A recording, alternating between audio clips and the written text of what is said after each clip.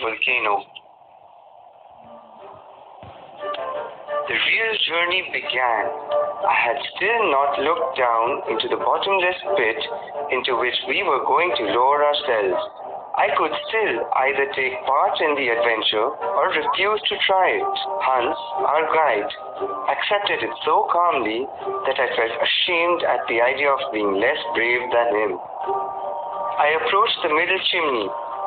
It was 100 feet across, or about 300 feet round. I leaned over an overhanging rock and looked. My hair stood on end. I felt my head spinning and I grew faint. I was about to fall when a hand held me back. It was Hans. I had not dared much to look down into the well, but I could see what shape it was. Its walls were almost vertical and had many rocky projections. These were certainly going to make it easier for us to climb down. If we attached a rope at the mouth of the well, it would provide sufficient support. But the problem was how to untie the rope when we got to the bottom of the well. My uncle used a very simple method to get round this difficulty. He unrolled a rope as thick as a thumb and 400 feet long. First, he dropped half of it down into the crater, then wound the middle of it round a block of lava, and finally threw the rest of it also down into the chimney. This way, we could climb down holding together the two halves of the rope. When we reached the bottom, we could easily bring the rope down by letting one end go and pulling the other. Now, having finished these preparations, let's think about the luggage. It will be split into three, and each of us will tie a package to his back. I refer only to the breakable objects. Hans will carry the tools and a third of the food. You, Axel, another third of the food and the firearms. I will take the rest of it and the delicate instruments. But what about the clothing and these great piles of ropes and ladders? Who will take them? There is no need. Why? You will see, Replied my uncle without hesitating.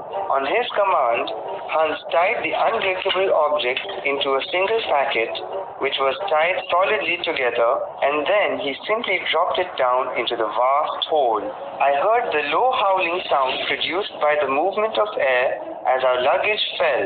My uncle, leaning over the pit, watched the fall with great satisfaction and stood up again only after he could not see it anymore. right. We are next. My uncle attached the package of instruments to his back. Hans took the tool, I the firearms. The descent began in the following order. First Hans, then my uncle, finally I. We proceeded in deep silence, which was broken only by pieces of rock falling down. I went slowly and carefully, holding on to the double rope and using my feet to slow down. I was terribly afraid of losing support. The rope seemed too delicate to bear the weight of 3 people. I used it as little as possible, balancing myself on the lava projections with my feet. When one of these rocks happened to come loose under Hans's feet, he would say in his calm voice, "Careful!" After half an hour, we reached the top of a large rock solidly attached to the wall of the chimney. Hans pulled one of the ends of the rope and the other rose in the air. Leaning over our narrow platform, I noticed that the bottom of the hole could still not be seen. Then the descent began again, and half an hour later, we had got 200 feet deeper. After 3 hours, I had still not caught a glimpse of the bottom of the chimney. When I looked up, I could see the mouth, which was getting quite a lot smaller. That was because as the walls rose up towards the mouth, they looked as if they were coming together. It was slowly getting darker. We were still going down. We had used the rope 14 times, taking half an hour each time. So we had spent 7 hours plus 14 rest periods of 15 minutes or 3.5 hours. 10.5 in total. Since we had left at 1 o'clock, it had to be about 11 o'clock now. At that moment, Hans's voice was heard. Halt! I stopped just at the moment my feet were about to knock my uncle's head. We are there. Where? I asked, slipping down beside him. At the bottom of the chimney? And there's no way out? Yes, there is. I can just see a curving tunnel towards the right. We will have a look tomorrow. Let's eat, and then we can sleep. We opened the food bag, ate, and lay down, each doing his best to make a bed amongst the stone and lava debris.